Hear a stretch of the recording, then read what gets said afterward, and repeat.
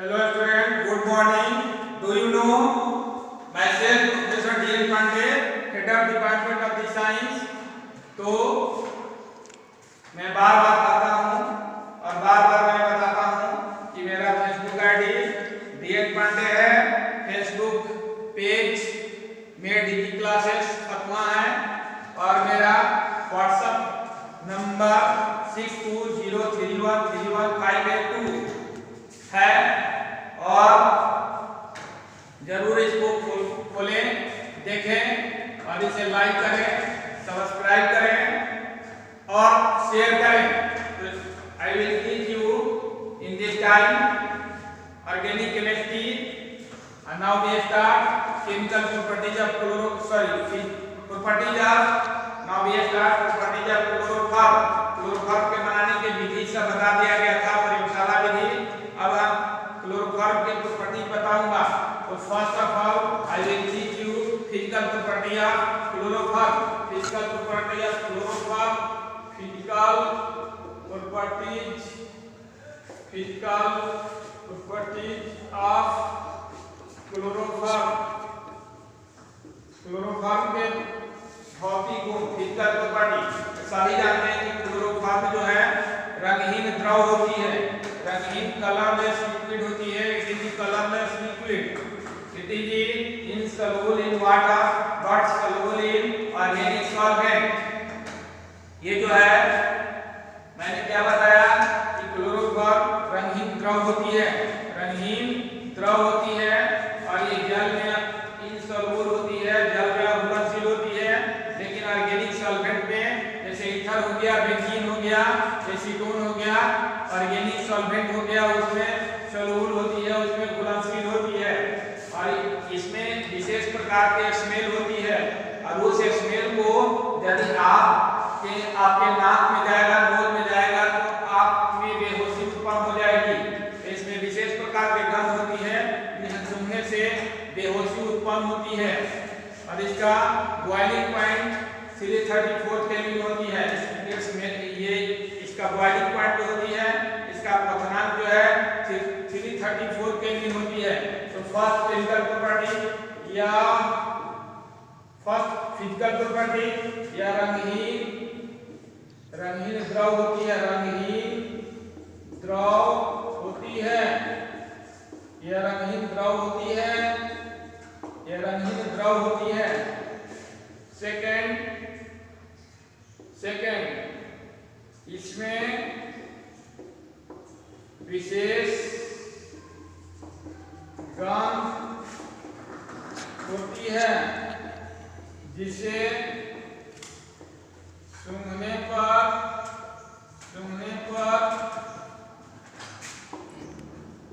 बेहोशी उत्पन्न होती है, बेहोशी उत्पन्न होती है। इसमें विशेष गंध होती है और उस गंध को यदि सूंघा जाए तो बेहोशी उत्पन्न होती है। तीसरा, या जल में इनसॉल्युबल जल में इनसॉल्युबल अघुलनशील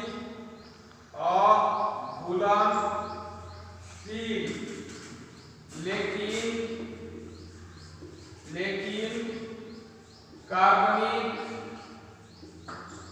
घोलक, ईथर हो गया, बेंजीन हो गया, एसीटोन हो गया, ये सब कार्बनिक घोलक है। ऑर्गेनिक सॉल्वेंट में घुलनशील होती है। इसका बॉइलिंग पॉइंट, इसका BP boiling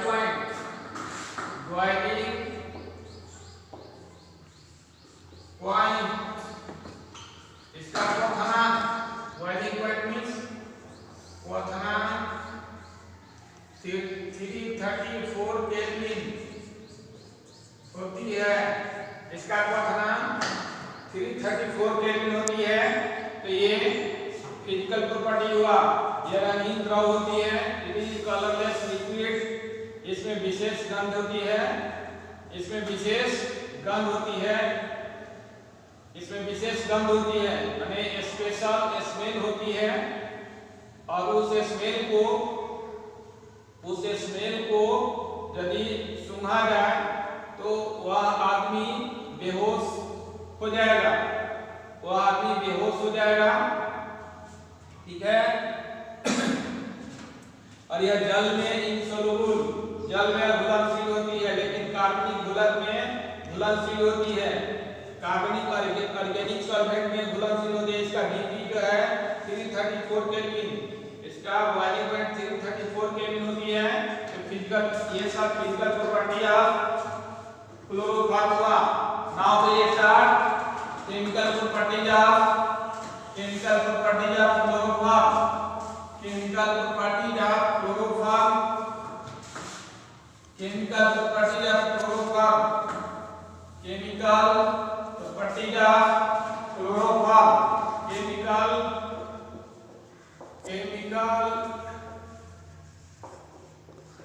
properties of chloroform. Chloroform के रासायनिक गुण। तो पहला रासायनिक गुण होगा कि क्लोरोफॉर्म हवा और प्रकाश में ऑक्सीकृत होकर फॉस्जीन या कार्बोनिल क्लोराइड बनाती है। तो फॉस्जीन और कार्बोनिल क्लोराइड जो होती है वह विषैली होती है। इसलिए जब क्लोरोफॉर्म फॉस्जीन या कार्बोनिल क्लोराइड बन जाएगा तो उसका उपयोग निश्चेतता के रूप में, यानी किसी व्यक्ति को बेहोश करने के उपयोग में नहीं लाया जा सकता है। यदि उसको बेहोश करने के काम में लाया जाए तो वह आदमी जो है, वह व्यक्ति जो है मर जाएगा, वह व्यक्ति क्या हो जाएगा, मर जाएगा। इसलिए जो क्लोरोफॉर्म बनता है उस क्लोरोफॉर्म को पीत रक्त में होता अंबर कलर के बोतल में भर कर उसको डार्क लाइट में रखा जाता है। डार्क लाइट में रखा जाता है कि वह ऑक्सीकृत न हो, और उसमें 1% एथाइल अल्कोहल डाल दिया जाता है ताकि थोड़ी मात्रा में फॉस्फीन गैस बने तो ये जो एथाइल अल्कोहल क्लोरोफॉर्म के साथ, एथाइल अल्कोहल कार्बोनिल क्लोराइड के साथ, एथाइल अल्कोहल कार्बोनिल क्लोराइड के साथ जो फॉस्फीन गैस जो थोड़ा बना हुआ है उससे अभिक्रिया करके एथाइल कार्बोनेट बना ले, यानी फॉस्फीन गैस नहीं रहे, दूसरा एथाइल कार्बोनेट आपको विषैली नहीं होगी, लेकिन फॉस्फीन जब रहेगा तो विषैली रहेगी। इसलिए उस क्लोरोफॉर्म को पीत रक्त रंग के बोतल में, कांच के बोतल में रखा जाता है, और वो भी कांच के बोतल को अंधेरा में रखा जाता है, डार्क लाइट में रखा जाता है ताकि वह ऑक्सीकृत नहीं हो। ऑक्सीकृत होगा तो जरूर फॉस्फीन गैस कार्बोनिल क्लोराइड बन जाएगा, और उसी कार्बोनिल क्लोराइड को उपयोग करके निश्चेतता के रूप में आदमी को बेहोश करने के काम में लाया जाए तो आदमी मरने लगेगा, मर जाएगा। तो इसलिए देखा गया है कि क्लोरोफॉर्म का उपयोग निश्चेतता के रूप में नहीं किया जाता है, पहले किया जाता था, क्योंकि गलती से यदि वो फॉस्फीन गैस बना हुआ है तो उस आदमी को मार देगा। ठीक है। तो ये फॉस्फीन गैस कार्बोनिल क्लोराइड, ये कार्बोनिल क्लोराइड बन जाएगा कैसे, तो क्लोरोफॉर्म वाला फर्स्ट क्लोरोफॉर्म हवा, एयर और लाइट प्रकाश में ऑक्सीकृत होकर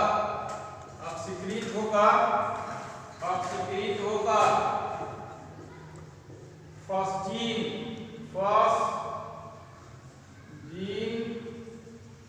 गैस और कार्बोनिल क्लोराइड बनाता है। Chloroform HCl3 plus half O2 oxidation reaction होगा यहाँ, और यहाँ हो गया COCl2 ऑक्सीजन का हाफ मोलेकुल में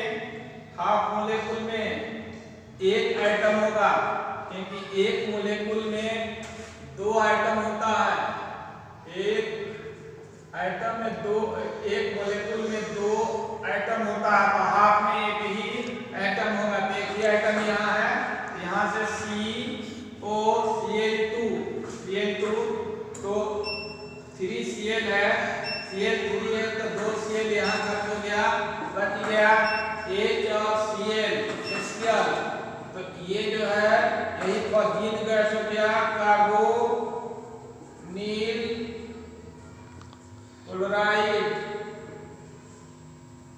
कार्बोनिल क्लोराइड।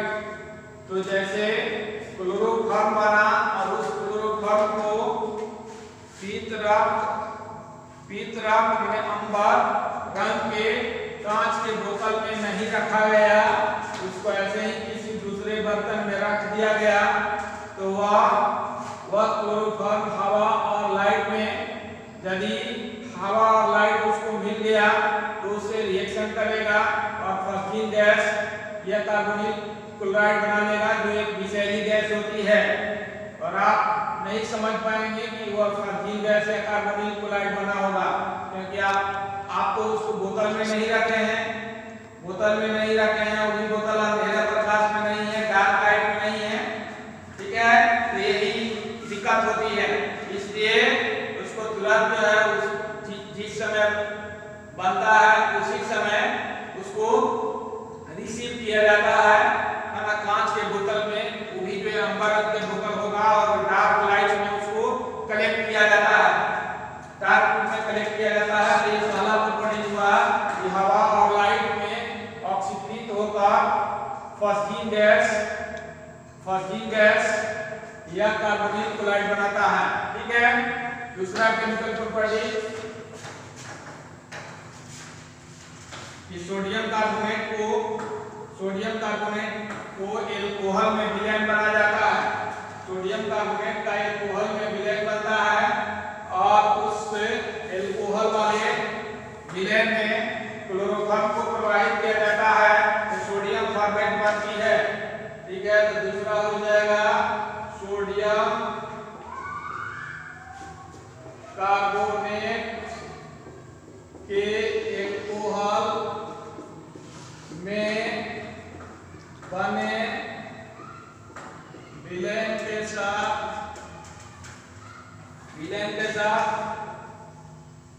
क्लोरोफॉर्म को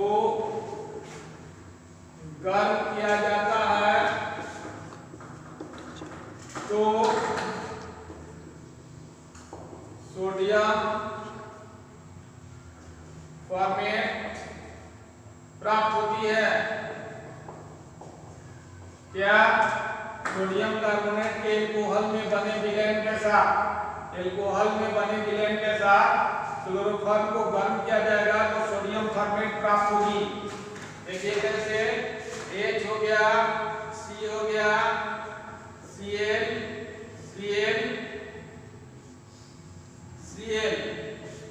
और एल्कोहल में बने विलयन, सोडियम कार्बोनेट के एल्कोहल में बने विलयन डाला गया है NaOH, यहाँ 3 क्लोरीन है, 3 क्लोरीन को बाहर निकालने के लिए 3 NaOH, जो एल्कोहल में NaOH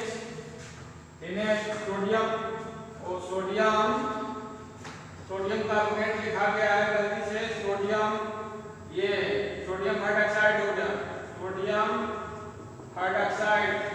सोडियम हाइड्रॉक्साइड के एल्कोहल में बने विलयन के साथ क्लोरोफॉर्म को गर्म किया जाता है, तो सोडियम फॉर्मेट प्राप्त होती है। तो ये सोडियम हाइड्रोक्साइड के अल्कोहल में बने विलयन के साथ गर्म किया जाएगा क्लोरोफॉर्म को, यहाँ से NaCl निकल जाएगा, यहाँ से NaCl निकल जाएगा, यहाँ से NaCl निकल जाएगा, निकल जाएगा तो आपको HCOH OH ये हो जाएगा एक कार्बन के साथ 3 हाइड्रोक्सिल समूह जुड़ गया प्लस NaCl 3 NaCl निकल गया। अब एक कार्बन के साथ एक से अधिक हाइड्रोक्सिल ग्रुप जुड़ा रहता है तो वह अस्थायी होता है, तो डिकम्पोज करता है, डिकम्पोज करने से वाटर बाहर निकलेगा, तो ये डिकम्पोज करेगा HCOH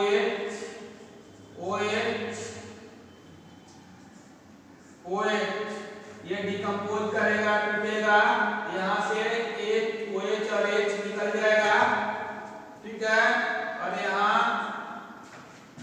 HC11OH फॉर्मिक एसिड, ये फॉर्मिक एसिड प्लस जल। तो याद रखेंगे, always you remember कि one carbon atom is attached to the more than one hydroxyl group, then its decomposition तो कहने का ये जो है, ये कार्बन जो है एक से अधिक OH समूह से जुटा हुआ है, इसलिए इसमें डिकम्पोजिशन होगा, डिकम्पोज होगा, इसका अपघटन होगा, डिकम्पोजिशन रिएक्शन होगी, और डिकम्पोजिशन रिएक्शन होगी तो यहाँ जो OH और H जो है बाहर निकल जाएगा, और इसके बाद जो HC11OH हो जाएगा फॉर्मिक एसिड, ठीक है। तो यहाँ जो NaOH जो डाला जाता है अल्कोहल में बने विलयन, अल्कोहल में सोडियम हाइड्रोक्साइड के जो विलयन डाला जाता है उसमें कुछ जो है NaOH के विलयन जो है भाग लेता है, और शेष बचा हुआ जो विलयन NaOH का विलयन रहेगा फॉर्मिक एसिड बनने के बाद, फॉर्मिक एसिड जो बन जाता है उसके साथ रिएक्शन करेगा, और रिएक्शन करके सोडियम फॉर्मेट बना लेगा। तो यहाँ जो फॉर्मिक एसिड बना हुआ है उसके साथ शेष NaOH के विलयन क्रिया करेगा, HC11OH प्लस NaOH, यहाँ से OH और H आपस में जुड़ जाएगा, और जुड़ने के बाद ONA वहां चला जाएगा, सोडियम फॉर्मेट बन गया, HC11ONA सोडियम फॉर्मेट हो गया, प्लस वाटर निकल गया, ये हो गया आपको सोडियम फॉर्मेट।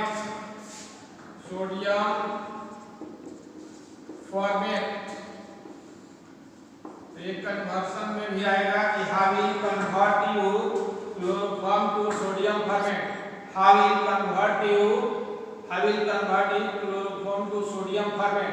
तो क्लोरोफॉर्म को सोडियम फॉर्मेट में कन्वर्ट करने के लिए वही अल्कोहल में बने सोडियम हाइड्रोक्साइड के विलयन के साथ अभिक्रिया कराएंगे तो ये सोडियम फॉर्मेट प्राप्त होगा। तो how will convert you conversion में भी आएगा, ये कन्वर्सन जो हाउ विल कन्वर्ट यू आप कैसे परिवर्तित करेंगे, वैसे क्वेश्चन में भी ये आता है कि how will convert you chloroform to sodium formate. तो आपने क्या देखा कि सबसे पहले 3 क्लोरीन है, क्लोरोफॉर्म में 3 क्लोरीन को हटाने के लिए सोडियम हाइड्रोक्साइड के 3 मोलेक्युल्स भाग लिए, 3 से वायलेंस माने 3 से गुणा करने से भी हो सकता है, नहीं तो अलग-अलग लिखा हुआ है। सबसे पहले 3 NaCl निकल गया, और ये HCC के साथ 3 हाइड्रोक्सिल ग्रुप जो है जुड़ गया, और एक कार्बन के साथ 3 हाइड्रोक्सिल ग्रुप जुड़ता है तो वो अनस्टेबल हो जाता है, ये अनस्टेबल हो गया, अस्थायी अनस्टेबल, ये क्या हो गया अनस्टेबल हो गया, तो इसका डिकम्पोजिशन कंपोजिशन रिएक्शन होगा, ये डिकम्पोज किया ना, OH निकल गया और इसके बाद फॉर्मिक एसिड बन गया। फॉर्मिक एसिड बनने के बाद जो बचा हुआ NaOH का सॉल्यूशन वो अभिक्रिया किया और फॉर्मिक एसिड को सोडियम कार्बोनेट में कन्वर्ट कर दिया। तो ये सेकंड केमिकल प्रॉपर्टीज हो गया। थर्ड केमिकल प्रॉपर्टीज,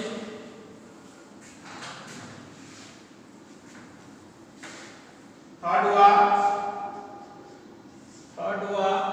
कि क्लोरोफॉर्म को सामने NO3 के साथ अभिक्रिया कराई जाती है। सामने NO3 के साथ क्या की जाती है? अभिक्रिया कराई जाती है तो क्लोरोपिक्रीन बनती है। क्लोरोपिक्रीन एक प्रकार की विषैली गैस है जिसे टीयर गैस कहा जाता है और इसे युद्ध के क्षेत्र में उपयोग किया जाता है। युद्ध जब होती है तो वहां टीयर गैस छोड़ेंगे तो सबके हाथ में लगेगा और उस समय अपने दुश्मनों को मारने में आसानी होगी। तो ये टीयर गैस का उपयोग किया जाता है युद्ध क्षेत्र में। तो कैसे ये बनता है? तो क्लोरोफॉर्म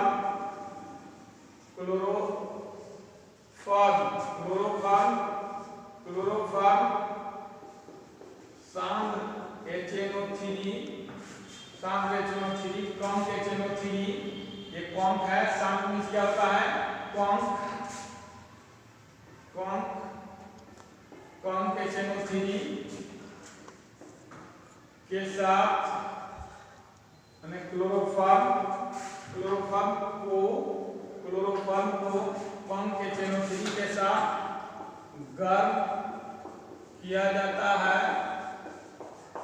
तो कम HNO3 के साथ गर्म किया जाता है तो क्लोरोपिक्रीन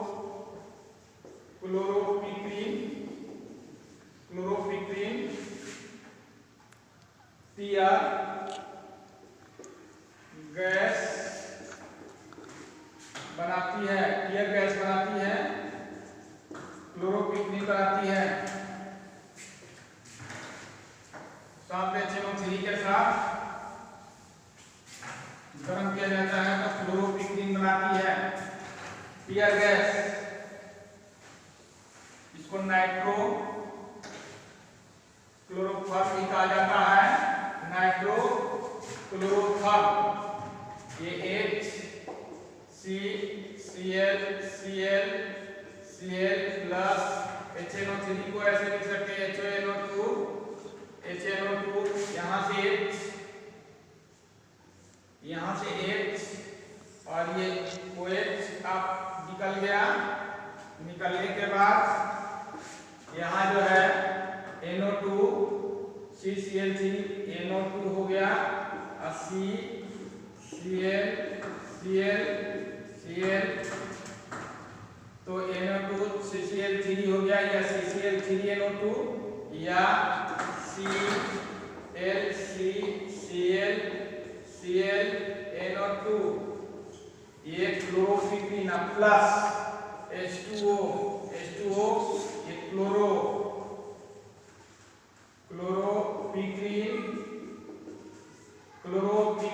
क्लोरोपिक्रीन यह विषैली गैस है। यह विषैली वाइटनस होती है, विषैली गैस होती है।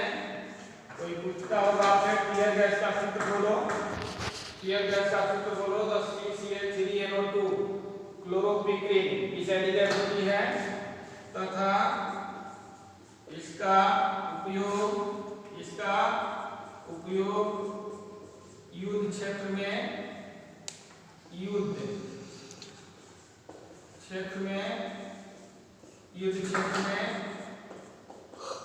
किया जाता है। युद्ध क्षेत्र में इसका उपयोग किया जाता है। तो आपने देखा कि टीयर गैस कैसे बना। क्लोरोफॉर्म को सामने NO3 के साथ अभिक्रिया कराइए, गर्म करिए तो ये जो है OH और H आपस में मिलकर H2O बनाता है प्लस क्लोरोपिक्रीन बनाता है। ये third chemical property will be completed. Third chemical property complete हो गया। फोर्थ केमिकल प्रॉपर्टी कि क्लोरोफॉर्म को क्षार की उपस्थिति में एसीटोन के साथ गर्म किया जाता है तो क्लोरेटोन प्राप्त होती है। क्या क्षार के उपस्थिति में क्लोरोफॉर्म को एसीटोन के साथ ये फोर्थ होगा ना, फोर्थ, ये क्या हो गया, फोर्थ। क्षार के उपस्थिति में क्लोरोफॉर्म को एसीटोन के साथ गर्म किया जाता है तो क्लोरेटोन प्राप्त होती है। तो क्षार उपस्थित होना चाहिए और उसके उपस्थिति में क्लोरोफॉर्म को एसीटोन के साथ गर्म करेंगे तो क्लोरेटोन प्राप्त होगी। क्या होगी? क्लोरेटोन प्राप्त होगी। कैसे क्लोरेटोन प्राप्त होगी देखेंगे। ये क्लोरोफॉर्म हो गया, ये हो गया क्लोरोफॉर्म, और ये एसीटोन हो गया CH3COO CH3, ये हो गया CH3CO CH3, और यहाँ क्षार उपस्थित है, अभिक्रिया करेगा तो CH3 यहाँ C हो गया, CH3C, और O और H एक साथ हो जाएगा, O और H एक साथ, और ये जो है CH3 एक साथ CH3, इसी का नाम हो गया क्लोरेटोन। ये क्लोरेटोन हो गया, क्लोरेटोन हो गया, ठीक है। तो CH3COH क्लोरेटोन हो गया। क्षार के उपस्थिति में क्लोरोफॉर्म को एसीटोन के साथ गर्म किया जाता है तो क्लोरेटोन प्राप्त होती है। HCCH3 प्लस CH3CO CH3C रहा, और ये O और H एक साथ आ गया OH, और फिर इसके साथ CH3 जुड़ गया, क्लोरेटोन हो गया। ये प्रॉपर्टी हो गया chemical property. Fifth chemical property सभी लोग समझते होंगे। फिफ्थ केमिकल प्रॉपर्टी, ये एसीटोन को ड्राई सिल्वर के साथ गर्म किया जाता है तो एसिटिलीन गैस प्राप्त होती है। एसिटिलीन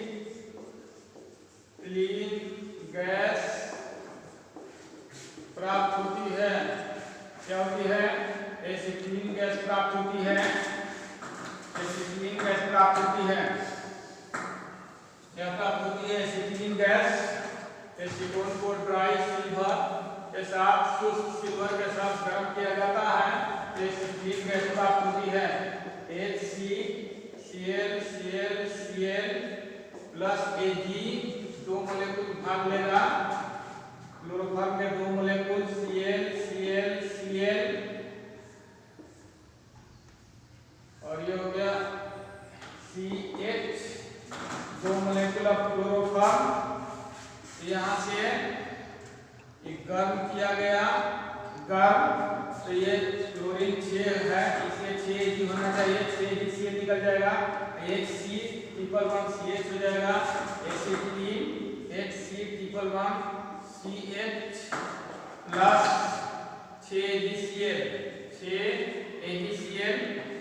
तो ये एसिटिलीन गैस हो गई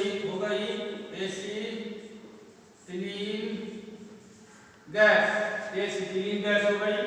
एसिटिलीन प्लस 6AgCl हो गया, तो ये HCCl3 2 moles of ये chloroform react with dry silver to give acetylene gas. तो एसिटिलीन गैस दे दिया, ये फिर हो गया 6 होगा।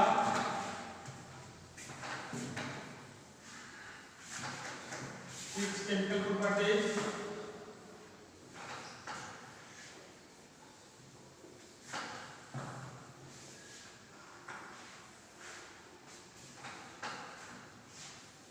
क्षार के उपस्थिति में क्षार KOH की उपस्थिति में 6 क्षार KOH के उपस्थिति में क्लोरोफॉर्म क्षार KOH की उपस्थिति में क्लोरोफॉर्म को प्राइमरी एमीन के साथ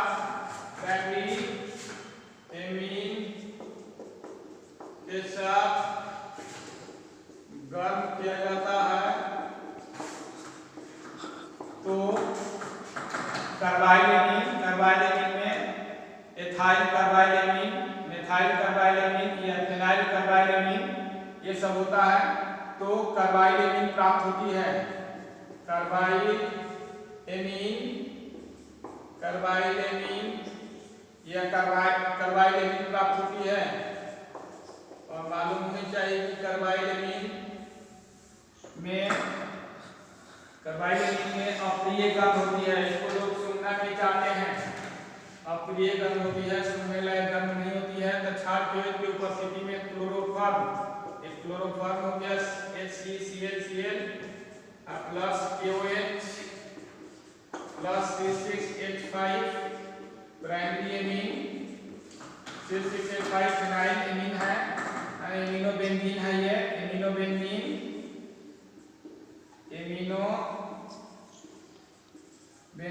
इससे रिएक्शन हुआ तो यहाँ 3 क्लोरीन है। 3 क्लोरीन को हटाने के लिए 3 से गुना करेगा, 3HCl निकल जाएगा। अब बचेगा C6H5 AN double bond denoting group C, C6H5 AN double bond denoting group C, 3HCl निकल जाएगा। ये phenyl isocyanide, phenyl carbylamine plus 3HCl plus यहाँ 3 H यहाँ है, 2 H यहाँ है, 5 H और 1 H यहाँ है, 6 3H2O प्लस 3H2O हो गया। ये हो गया फिनाइल कार्बाइलेमिन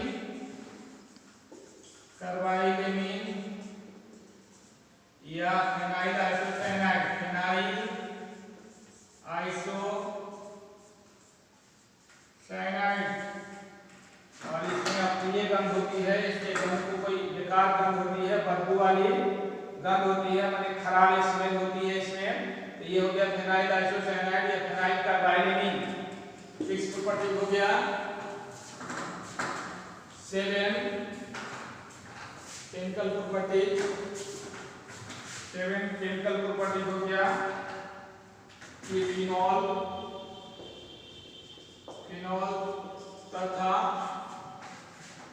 तथा ये क्षार KOH या KOH के साथ, फिनॉल तथा क्षार KOH के साथ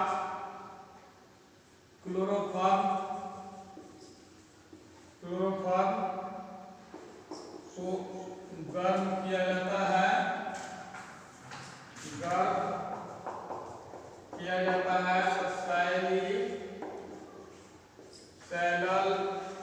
सैलल्डिहाइड प्राप्त होती है। फिनॉल तथा क्षार KOH के साथ क्लोरोफॉर्म को गर्म किया जाता है तो सैलल्डिहाइड प्राप्त होती है। और इस अभिक्रिया को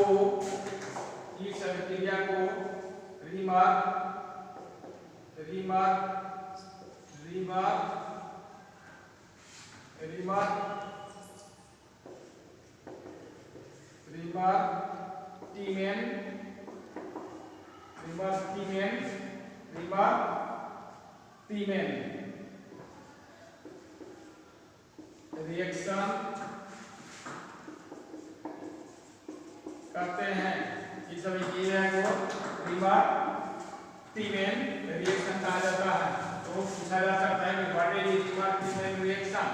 रिमर-टीमेन रिएक्शन को परिभाषित करने के लिए, डिफाइन करने के लिए फिनॉल को क्षार KOH के साथ क्लोरोफॉर्म, है ना, फिनॉल तथा क्षार KOH के साथ क्लोरोफॉर्म को गर्म किया जाता है तो सैलिसाइल एल्डिहाइड प्राप्त होती है और इस अभिक्रिया को लिग्निन अभिक्रिया कहा जाता है।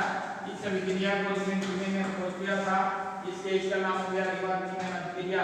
तो ये क्लोरोफॉर्म हो गया, ये फिनॉल हो गया, ये फिनॉल COH यहाँ पूरा फिनॉल का फिगर बना रहा है ताकि हाइड्रोजन कार्बन हटाने में सुविधा हो। शॉर्ट फॉर्मूला नहीं है जो आपको शॉर्ट फॉर्म बताया गया है, जैसे बताया गया था फिनॉल का शॉर्ट फॉर्म है ना, फिनॉल का शॉर्ट फॉर्म ऐसे बताया गया था। तो लिखेंगे तो थोड़ा आपको दिक्कत होगा। ये ठीक है, ये फिनॉल ये भी है या फिनॉल ये भी है, फिनॉल ये भी बताया गया था, ये फिनॉल ये भी है। तो यहाँ थोड़ा सा इसमें दिक्कत होगा, ऐसा जब यहाँ लिखे तो दिक्कत होगा कि कार्बन हाइड्रोजन कहाँ से भाई, ये भी फिनॉल है, ये भी फिनॉल है, ये भी फिनॉल है। और ये रिएक्शन किया KOH के साथ, KOH के साथ, KOH और क्लोरोफॉर्म CHCl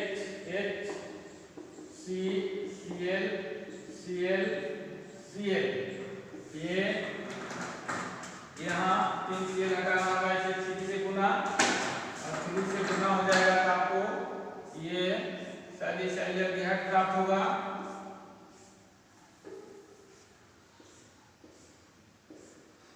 सैलिसाइल एल्डिहाइड प्राप्त होगा, OH और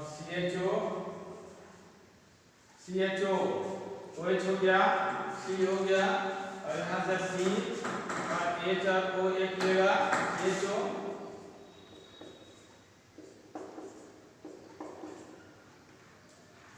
अल्टरनेट डबल बॉन्ड, ये सैलिसाइल एल्डिहाइड हो गया। क्या हो गया? सैलिसाइल एल्डिहाइड हो गया।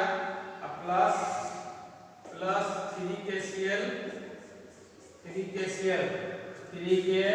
और 3Cl 3KCl और यहाँ से C और 3H है तो एक H आ गया है, एक ऑक्सीजन आ गया है, यहाँ CH आ गया है। अब यहाँ बचेगा 2H यहाँ बचेगा, 2H यहाँ बचेगा, 2H यहाँ बचेगा, 1H यहाँ बचेगा, 1H यहाँ बचेगा, 2H यहाँ, 1H यहाँ, 1H यहाँ से। तो आपको ये जो है 2H2O निकल गया, 2H2O निकल गया। तो आपने क्या देखा, यहाँ से OH ठीक है, OH लगा रहा, C हो गया और इसी के साथ जो है ये C और H और एक ऑक्सीजन लग गया, तो यहाँ से C और H और एक ऑक्सीजन लग गया, ठीक है। और इसके बाद 3 CH के साथ निकल गया, तो यहाँ 3H बचा यहाँ से, ठीक है, और 1H बचा यहाँ से, 4H हो गया और एक ऑक्सीजन तो यहाँ गया तो 2 ऑक्सीजन बचा, तो 4H और 2 ऑक्सीजन तो 2H2O तो यही सैलिसाइल एल्डिहाइड हो गया।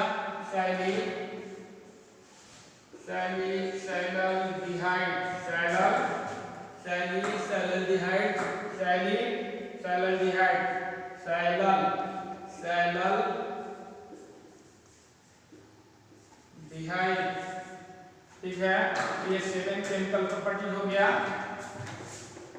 8 केमिकल प्रॉपर्टी आपने देखा कि फिनॉल तथा खाद KOH के साथ क्लोरोफॉर्म को गर्म किया जाता है, तो सैलिसाइल एल्डिहाइड प्राप्त होती है, लास्ट प्रॉपर्टी है 8, लास्ट प्रॉपर्टी है क्या 8, क्या है 8 है कि क्लोरोफॉर्म